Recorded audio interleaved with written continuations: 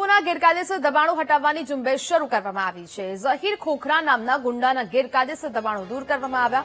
12 માર્ચે જાહેરમાં ફાયરિંગ કરીને એક વ્યક્તિની હત્યા કરી દેવામાં આવી હતી। બુકડી વિસ્તારમાં ઝહીર ઉર્ફે ખોખરાના મકાન અને દુકાનો પર કાર્યવાહી કરવામાં આવી। પોલીસે ગેરકાયદેસર 5 દુકાન અને 7 જેટલા રહેણાંક મકાન પર બુલડોઝર ફેરવ્યું છે। ઝહીર ખોખરા ધાકધમકી, લૂંટ અને હત્યાની કોશિશ સહિતના 10 જેટલા ગુનાઓ તેના નામે નોંધાયા છે, જેને લઈને હવે આ કાર્યવાહી કરવામાં આવી। ગુંડાઓના દબાણો હટાવવાનું શરૂ કરવામાં આવ્યું છે।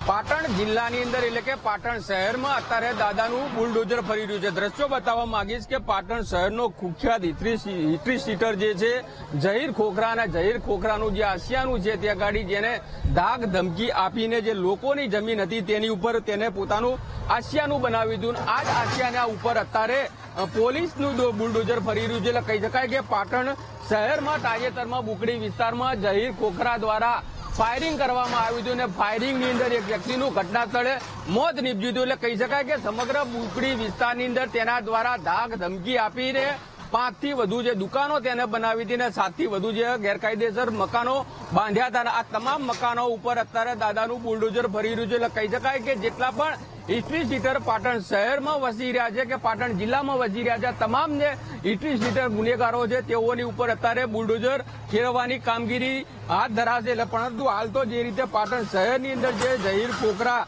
જેની ઉપર અનેક પ્રકારના ખૂન, લૂંટ, ધાક ધમકી આપવાના 10 થી વધુ જે ગુનાઓ નોંધ્યા છે, ત્યાં ગાડી અત્યારે પોલીસની હાજરીની અંદર તેના જે આશિયાનાઓ છે તેની ઉપર બુલડોઝર ફરી રહ્યું છે। આપ દ્રશ્યો જોઈ શકાશો કે પોલીસનો કાફલો પણ અહીંયા ઘટના સ્થળે છે કે કોઈ પણ જાતની અનિચ્છનીય બનાવ ના બને તેને લઈને।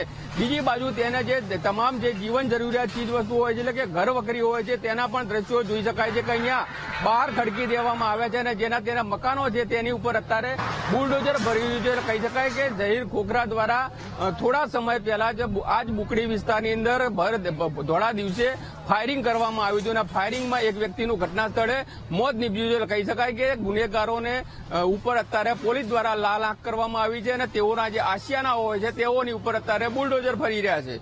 ભરત પ્રજાપતિ।